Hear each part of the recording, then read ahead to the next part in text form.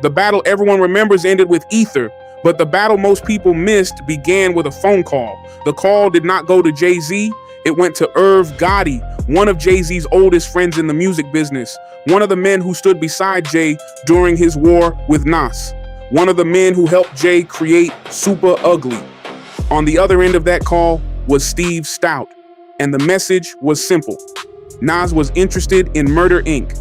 In hindsight, this is a bait that Irv Gotti should have never even entertained. Sun Tzu says in The Art of War, the supreme art of war is to subdue the enemy without fighting. Think about what that meant. Irv Gotti had just helped Jay-Z attack Nas on one of the most personal diss records in hip-hop history. Now Nas was considering joining Irv's record label. This was bigger than a possible record deal. It threatened to change the relationship surrounding the entire battle, because Irv Gotti was not some neutral executive searching for talent.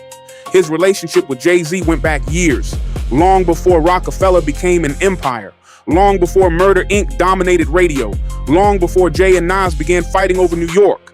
Irv said he had known Jay since 1987. He had traveled to London with Jay and Jaz-O when they were still young men trying to find their place in the music industry. Irv worked with Jay during the early stages of his career. He produced records for him. He helped connect Jay with Ja Rule. He once imagined building a supergroup around Jay-Z, DMX, and Ja Rule. This was not only business. There was history between them. There was trust. There was loyalty. At least that is what Jay had reason to believe. When Nas released Ether, he mentioned Irv Gotti by name. Irv took it personally. According to Irv, he was in the studio when Jay created Supa Ugly. He even encouraged Jay to say his name on the record. Irv wanted Nas to understand that if the battle expanded, Jay would not be standing alone.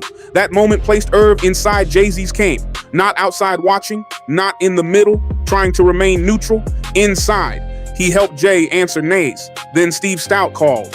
Suddenly, Irv had a decision to make. He could protect his relationship with Jay-Z, or he could explore bringing one of the greatest rappers alive into Murder Inc. That decision would expose something Nas may have understood very well. Powerful alliances are rarely held together by loyalty alone. They are also held together by ambition. And ambition can make a loyal man reconsider his position. By 2002, Murder Inc. had become one of the hottest labels in music. Ja Rule was releasing hit after hit. Ashanti was becoming a major star. The label had radio power, commercial power, industry access, but Murder Inc. still had something to prove. Critics respected its success, but some questioned its lyrical credibility. Nas could change that immediately. Signing Nas would not only add another successful artist to the company, it would give Murder Inc. one of the most respected writers in hip-hop history. It would connect the label's commercial machine with the man who created Illmatic. For Irv, the opportunity was difficult to ignore. Years later, he admitted that his ambition took control. He said entertaining the possibility of signing Nas was one of the biggest regrets of his life. Not because he disliked Nas. Irv made it clear that he respected and cared about Nas. He regretted it because of Jay-Z. Irv believed he should have considered what the move would mean to a man he viewed as a brother. That confession reveals how serious the situation became. Irv did not describe it as a harmless conversation. He described it as a betrayal. But Nas was not responsible for protecting Irv's relationship with Jay-Z. Nas was fighting for his career, his reputation, his position in New York. Jay had attacked him as if he were finished. Jay had used his crew, his record company, his industry relationships, and his growing influence to strengthen that message. Nas had already answered with Ether. Now another door had opened, a door leading directly into the network surrounding Jay-Z. Sun Tzu believed that the smartest leader does not waste all his strength attacking an army from the front. He studies what holds that army together. He looks at the relationships, he studies the ambitions, he searches for the places where loyalty and opportunity may collide. Nas did not create Irv Gotti's ambition. He did not create Murder Inc.'s desire for greater respect. He did not create the long history between Irv and Jay-Z. He did not need to. Those conditions already existed. Nas only had to enter the situation at the right moment. That does not prove that the entire Murder Inc. We're in conversation was secretly designed as a trap. There is no known contract, recording, or private statement in which Nas explains such a plan. But Nas knew who Irv Gotti was. He knew Irv's history with Jay. He knew Irv had participated in Supa Ugly, and he knew what people would think if Jay-Z's longtime friend suddenly stood beside Jay-Z's greatest rival. The appearance alone had power. Jay had tried to present Nas as isolated. Joining Murder Inc. would destroy that image. Nas would gain access to one of the hottest companies in the music industry. Murder Inc. would gain a legendary rapper, and Irv Gotti would be placed between his ambition and his loyalty to Jay-Z. Nas did not have to force Irv to choose. He only had to make the opportunity attractive enough for Irv to consider it. That is where the battlefield began to change. The war was no longer limited to two rappers exchanging records. It was moving into executive offices, private conversations, old friendships, and competing business interests. Soon, the possible alliance would become public. Nas would appear beside Ja Rule and Ashanti. He would place the name Murder Inc. inside his own verse. And the man who helped Jay-Z create Supa Ugly would begin presenting Nas as part of his company. Jay-Z had attacked Nas with the strength of a network. Nas was now stepping inside that network. And once he entered, every relationship around Jay-Z was about to be tested. In every powerful family, there is a line no one is supposed to cross. You can argue with your brother. You can compete with him. You can even stop doing business together, but you do not invite his enemy to sit at your table. Irv Gotti crossed that line. The conversation with Steve Stoute could have remained private. Irv could have taken the meeting, listened to the offer, and walked away. Jay-Z might never have known. The public might never have known. But that is not what happened. Nas did not quietly visit Murder Inc. He stepped into the room like a man who wanted everyone to see where he was standing, and Murder Inc. welcomed him. At that moment, the possible record deal became something much more dangerous. It became a public message. It was Sun Tzu who said, if his forces are united, separate them.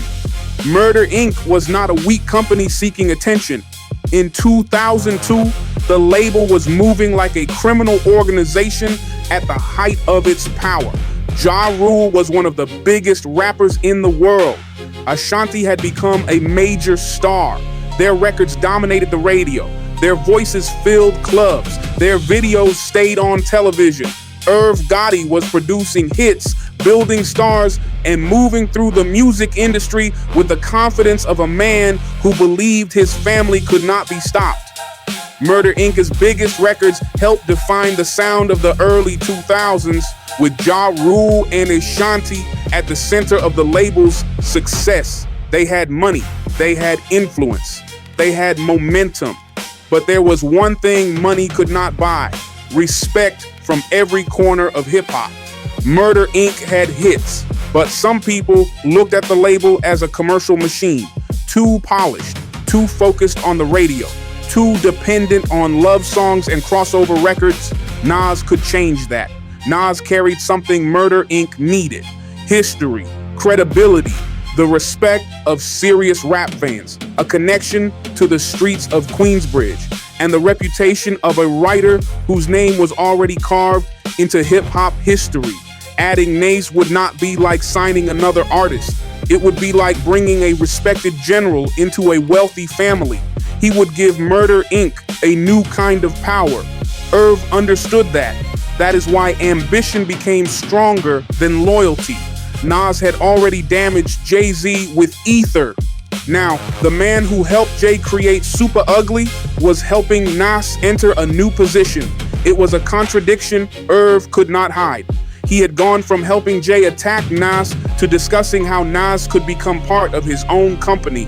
Years later, Irv admitted that he should never have entertained the deal after participating in Supa Ugly. He said Steve Stoute and Nas began reaching out, and he described the situation as a conflict between his ambition and his deeper brotherhood with Jay-Z. But ambition has a way of making betrayal feel like business. At first, every decision can be explained. It is only a meeting. It is only a conversation. It is only one song. It is only an opportunity. Then one day, everybody looks around and realizes the enemy is sitting at the table. That moment arrived through a record called The Pledge. The name was perfect. A pledge is not a casual promise. A pledge is an oath. It tells the world where you stand. The remix brought together Ja Rule, Ashanti, Nas, and a posthumous appearance from Tupac. This was not Nas appearing on a random song. This was Nas appearing on a Murder Inc. record beside the label's biggest stars. The track was released in 2002 and appeared on Ja Rule's album, The Last Temptation. Its official credits placed Nas beside Ja Rule, Ashanti, and Tupac under the Murder Inc. banner. The title made the symbolism impossible to ignore. Nas was not whispering from the shadows. He was standing with the family. In his verse, Nas publicly connected himself to Murder Inc. He presented the relationship as if a new alliance had already begun. Irv later pointed to that verse as evidence that the connection was real. He argued that Nas had declared the affiliation in his own words and that Irv had not invented the idea of Nas joining the label. Think about the picture being created. Ja Rule represented Murder Inc.'s muscle. Ashanti represented its success. Irv Gotti represented its leadership. Nas represented something else. The enemy who had just survived Jay-Z's attack, the man Jay had tried to bury, the man who had embarrassed Jay with ether. Now that man was being welcomed into a company led by one of Jay's oldest industry friends. Some betrayals happen in private. Then there are betrayals designed to be seen. Whether Nas considered this a true long-term home or a temporary alliance remains unclear. No public contract has established that a permanent Murder Inc.'s deal was completed. The partnership never became the lasting arrangement Irv imagined. But the public did not need to see a signed contract. They saw Nas beside the family. Sometimes appearance moves faster than truth. By the time people learn the details, the emotional damage has already been done. Jay-Z did not need a lawyer to explain what the alliance meant. He understood the message. The man who stood beside him during Supa Ugly was now standing beside Nas. The lines had moved. Friendship had become complicated. Loyalty had gained a price. And Jay's enemy no longer looked isolated. This was the exact opposite of the picture Jay had tried to create.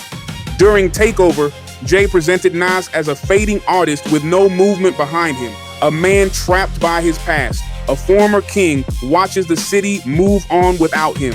Murder Inc. changed that picture. Nas now appeared connected to one of the most powerful labels in music. The alliance gave him access to Ja Rule's audience, Ashanti's popularity, Irv Gotti's production machine, Def Jam's larger system. Nas was no longer standing alone in Queensbridge waiting for Jay-Z's next attack. He was surrounded by people with hits, money, and influence, and they were willing to call him family. This is where Nas's move becomes more interesting than another diss record would be. A diss record attacks a person, an alliance attacks a position. Nas did not need to release another song insulting Jay. He had already proven he could hurt Jay with words. Now he was showing that Jay could not control the people around him. That was the deeper wound. Jay-Z's power depended on more than talent. It depended on the belief that he understood loyalty. He rewarded the people who stood beside him, that the men in his circle respected his position, that his relationships were protected. Nas's entering Murder Inc. challenged that belief. It suggested that even one of Jay's oldest associates could be tempted by a larger opportunity. The move created questions that Jay could not answer publicly. How loyal was Irv Gotti? How close was the Nas deal? What had Irv promised? What had Nas promised? Was this business? Was it revenge? Was Nas truly joining Murder Inc.? Or was he only using the possibility to disturb Jay's relationships? Uncertainty is dangerous because people fill the empty spaces with fear. Sun Tzu understood that confusion inside an enemy's camp can be more likely to join another direct attack. When people stop trusting one another, the army begins fighting itself. Nas did not need Irv and Jay to become permanent enemies. He only needed the relationship to become uncomfortable. He only needed Jay to look at Irv differently. He only needed Irv to realize that Jay might see the move as betrayal. Once that suspicion entered the relationship, the old friendship could never feel exactly the same. Irv would later speak about the situation with regret. He did not speak like a businessman who simply lost a deal. He spoke like a man who had violated a family code. He said his ambition had taken over.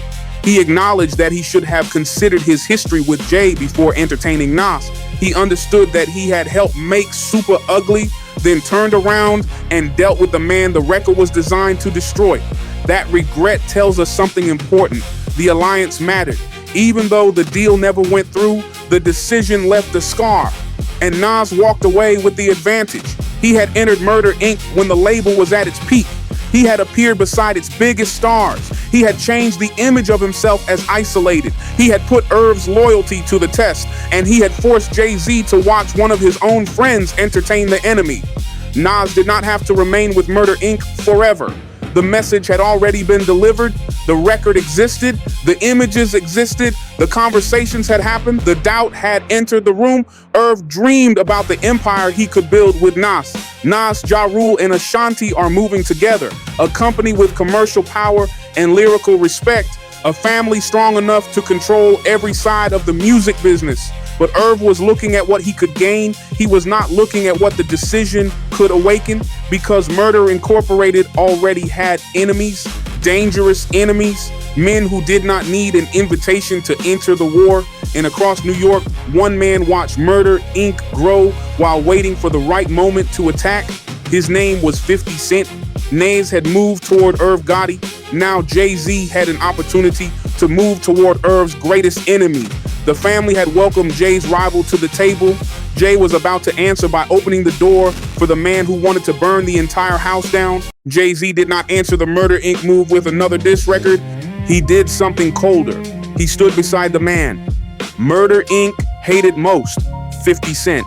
By 2003, 50 was not simply another rapper trying to enter the game. He was a threat moving directly toward Irv Gotti's front door. He had survived being shot 9 times. He had rebuilt his career after losing his first record deal. He had gained the support of Eminem and Dr. Dre.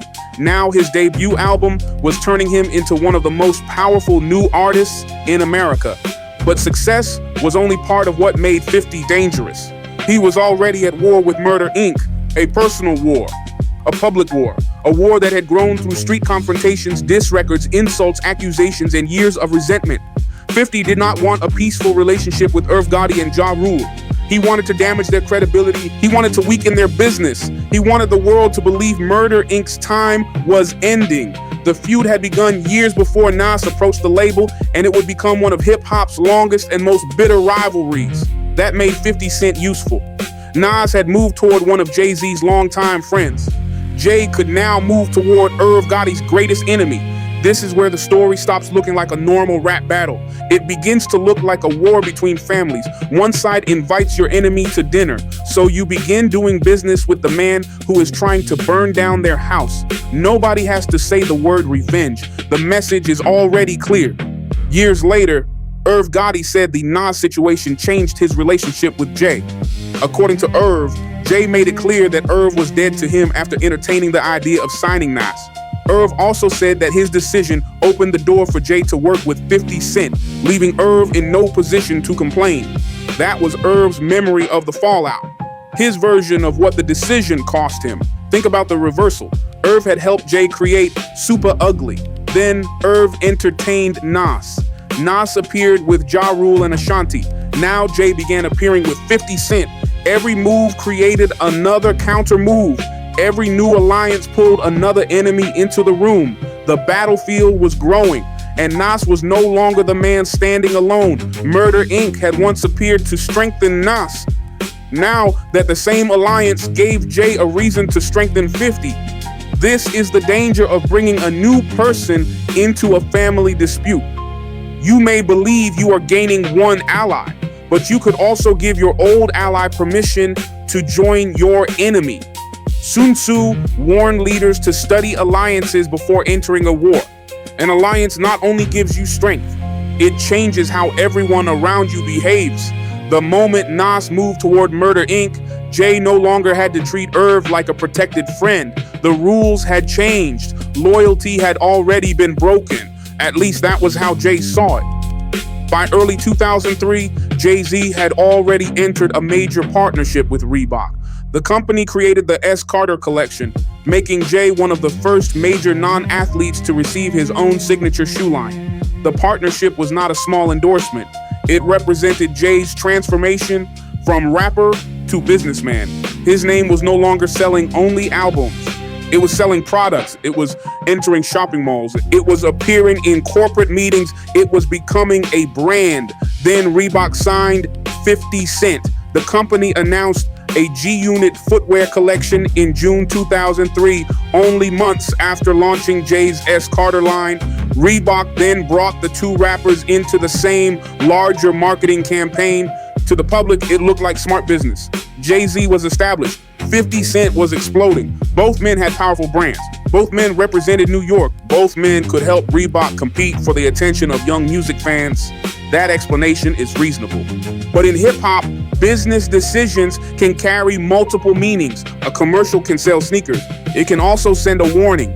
Reebok filmed advertising featuring Jay-Z and 50 Cent after giving both artists signature footwear collections. The company also sponsored the Rock the Mic tour, which placed Jay and 50 together during the summer of 2003. This was not a photograph taken at a party. It was not two artists accidentally standing in the same room. It was business, organized business, contracts, advertising, tour dates, corporate money, repeated public appearances. Jay-Z was now connected to the man who had made destroying Murder Inc. part of his identity. For Irv Gotti, the symbolism had to be difficult to ignore. He had considered bringing Nas into his company. Jay was now building with 50. The man Murder Inc. wanted to defeat was receiving major corporate support, besides one of Irv's oldest friends. Chris Gotti would later claim that Jay deliberately worked with 50 to spite Irv over the attempt to sign Nas. According to Chris, Jay defended the decision by calling it good business. That claim comes from Chris Gotti's later account. It does not prove that revenge was written into Jay's Reebok contract or that the entire partnership was created to punish Irv. But it shows how people inside Murder Inc. understood the move, and perception matters, especially in a world built on relationships. Jay did not have to announce that he was taking sides. Standing beside 50 said enough. That is how sophisticated power works.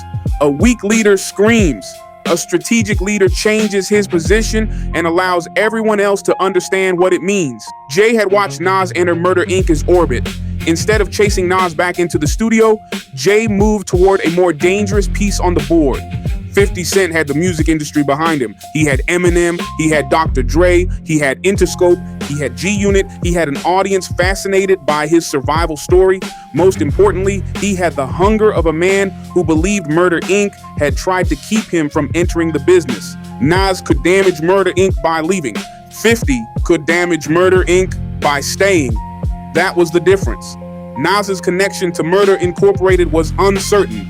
The 50's hatred for Murder Incorporated was permanent. Nas may have wanted leverage. 50 wanted war. Jay did not have to instruct 50 to attack Irv. He did not have to write the insults. He did not have to enter every argument. He only had to stand near him. Sometimes the most powerful message is not what a leader says. It is those he allows the world to see beside him. The Rock the Mic tour made that image larger. Jay-Z brought members of the Roc-A-Fella family. 50 brought G-Unit. Night after night, the two organizations traveled through the country under the same banner.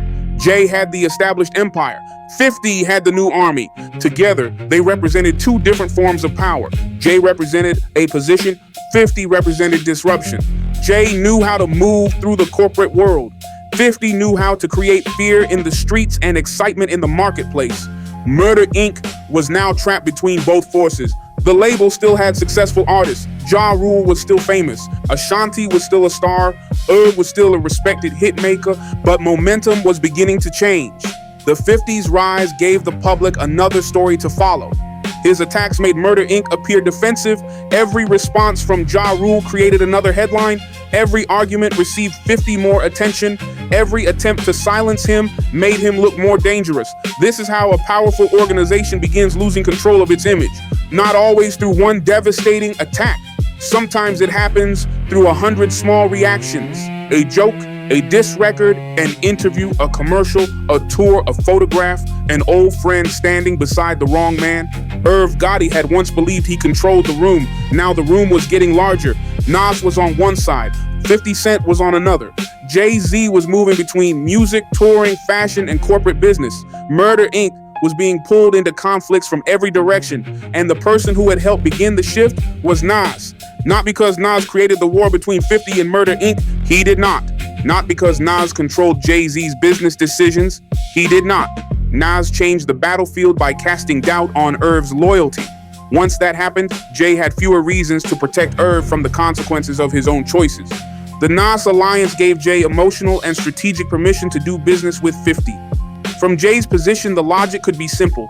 Irv chose what was good for Murder Inc. Jay would choose what was good for Jay-Z. That is the language powerful men use when a friendship becomes inconvenient. It is only business, but the phrase usually appears after something personal has already happened.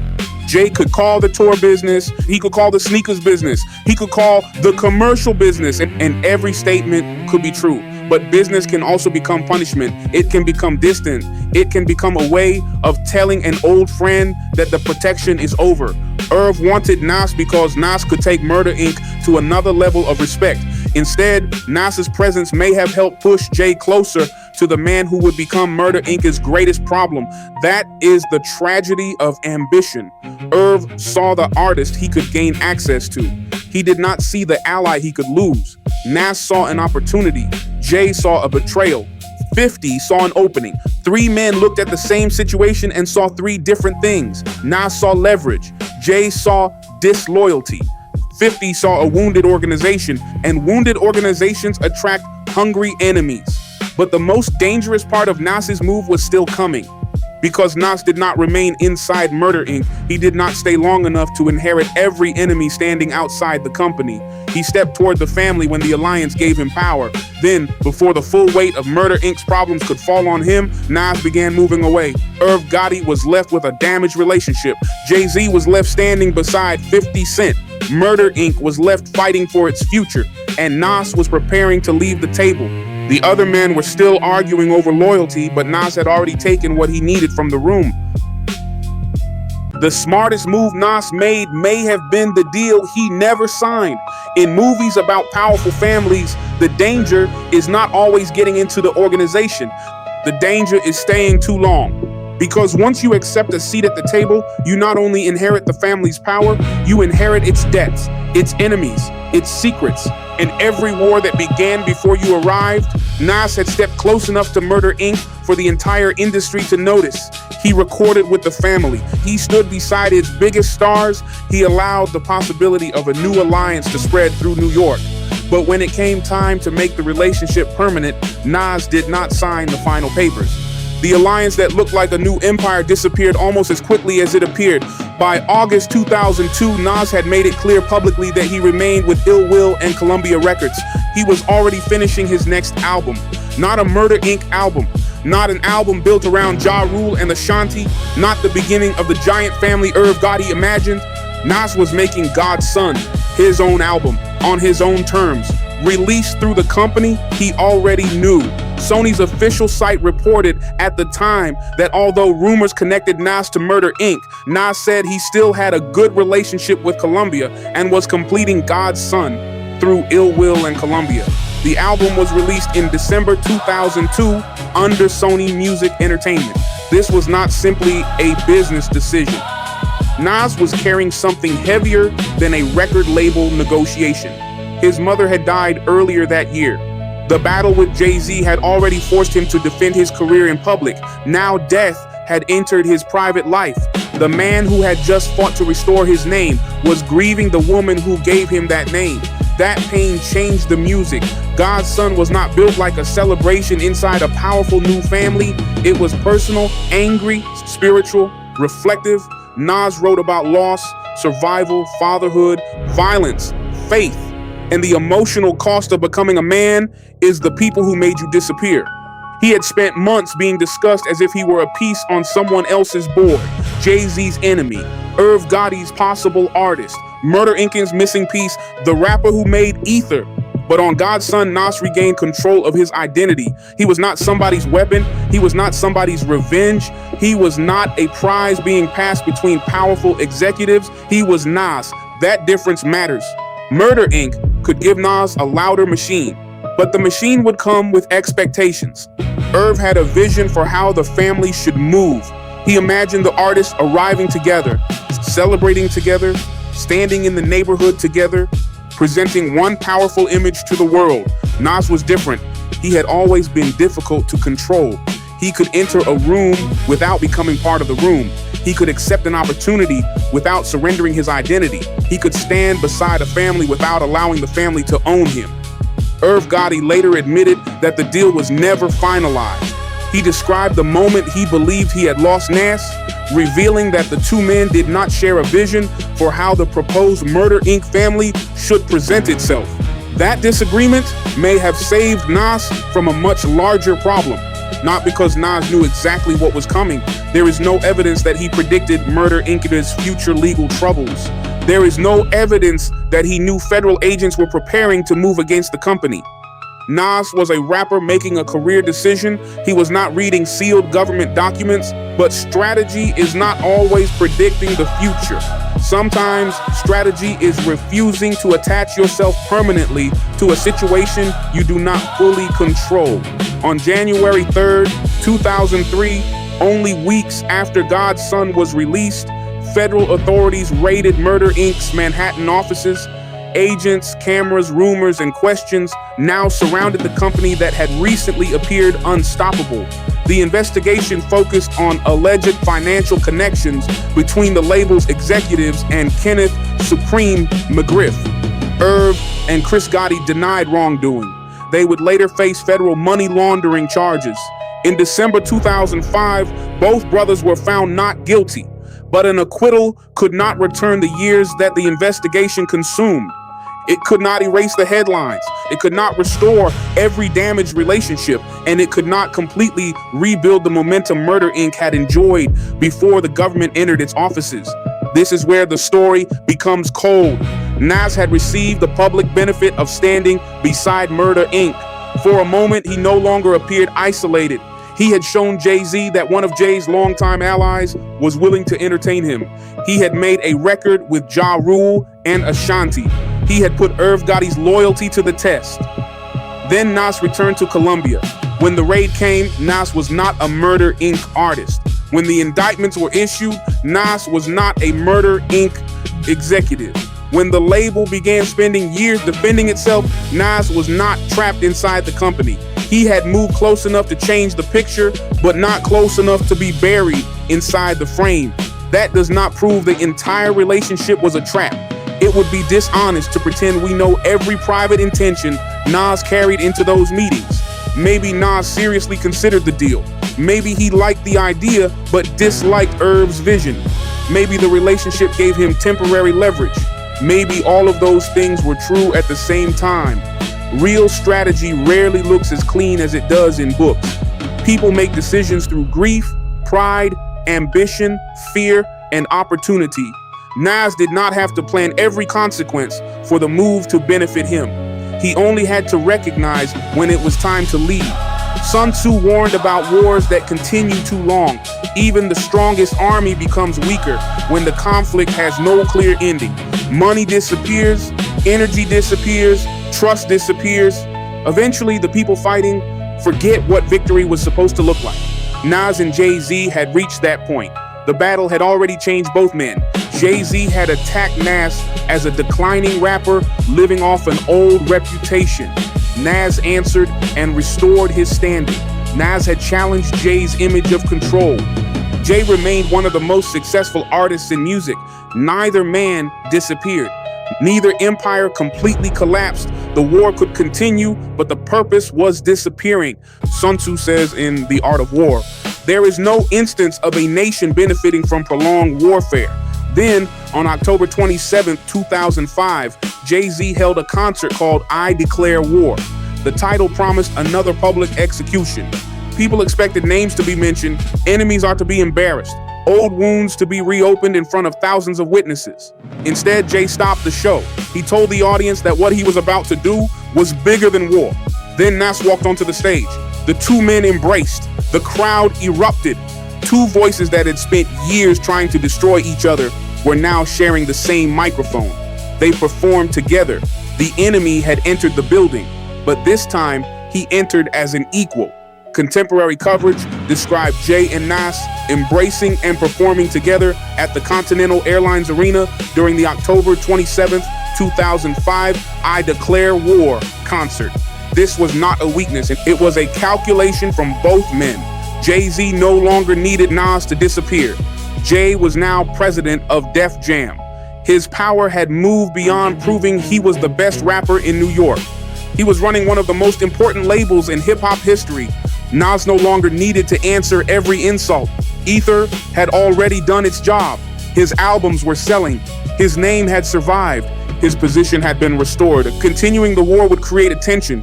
Ending the war could create business. That is the moment mature leaders begin thinking differently. A young leader asks, how do I destroy my enemy? A strategic leader asks, what becomes possible if this enemy is no longer standing in my way? Only a few months after the public reunion, the relationship became official. In January 2006, Nas reached an agreement to join Def Jam. Jay-Z was the company's president. The man Jay once described as finished was now entering the label Jay controlled. But Nas was not simply surrendering himself to his former opponent. The arrangement involved Nas's longtime company, Sony, working with Def Jam and sharing the financial results of his next releases. The former enemies had turned a personal war into a business partnership. Think about the final picture. Years earlier, Jay-Z tried to convince the world that Nas no longer mattered. Now Jay's company was investing in Nas. Nas once attacked Jay, calling him a man who borrowed identities and abandoned relationships. Now Nas was trusting Jay with part of his professional future. This is why the story cannot end with the claim that one man destroyed the other. Jay-Z did not lose his empire. Nas did not break every relationship around Jay. Irv and Jay were not permanent enemies. In fact, according to Lewiston Sun-Journal reporter Lewiston, Jay was reportedly present in court supporting Irv when Irv and Chris Gotti were acquitted in December 2005. Some alliances bent. Some relationships became uncomfortable. Some friendships survived. The battlefield changed, but it did not become a graveyard. That is the deeper lesson.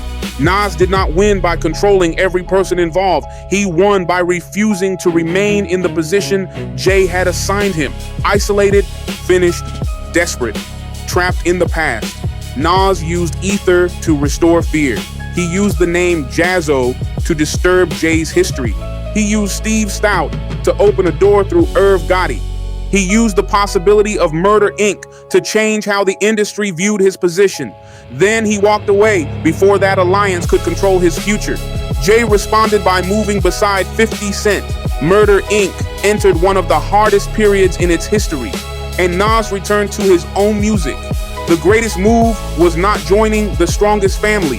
It proved he could enter their house, change the conversation, and still leave as himself. That is what weak leaders misunderstand about power. They believe every alliance must last forever. They believe walking away means losing. They hold on to relationships long after those relationships stop serving the mission. A strategic leader understands that alliances are built for a purpose. When the purpose changes, the leader must be willing to change position. Nas did not need Murder Inc. to become his permanent home. He needed the world to understand that Jay-Z could not isolate him. Once that message was delivered, Nas no longer needed the table. He had already changed the room. The war began with Jay-Z trying to write Nas out of hip-hop's future. It ended with Jay-Z opening the door of Def Jam and welcoming Nas inside. Not as a defeated man, not as a forgotten rapper, not as the victim of takeover. As an artist, I am valuable enough to turn war into business. That was the final reversal. Ether did not destroy Jay-Z. Jay-Z's counter moves did not destroy Nas. Both men survived. Both men grew But Nas achieved the one victory his enemies believed was impossible.